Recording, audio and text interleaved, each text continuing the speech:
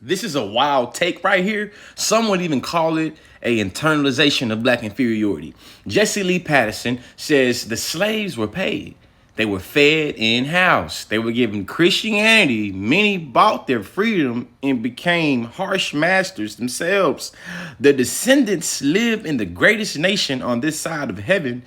There's a right, orderly way to do things. And I imagine you probably think those ways are white. I correct, huh?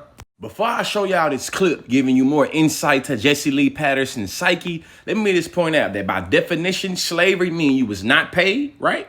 And if you believe that pointing out that enslaved Africans were fed and housed or even sold and enslaved by their own people, you need help.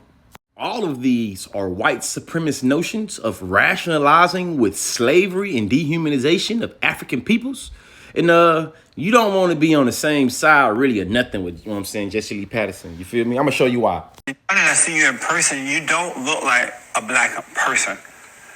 You look like a dark-skinned Latina or something like that, right? Really? Why would you want to call yourself Afro-Latina? Black people are so negative. There's nothing really good about being an Afro. And they pretend to be... You're terrible. No. What?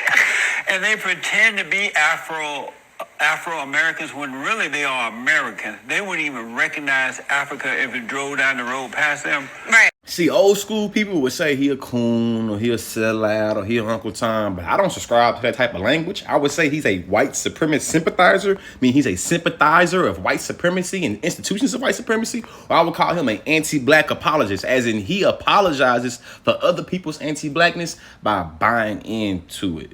You know, Jesse Lee Peterson considered himself a free thinker like Kanye West, right? John Legend, in the words of John Legend, he said, weird how all these free thinkers always end up at the same old anti-blackness and anti-Semitism. Jesse Lee Peterson is the same exact type of person that Malcolm X was describing when he said, enslaved peoples identifying the massa was sick, they would say, massa, we sick.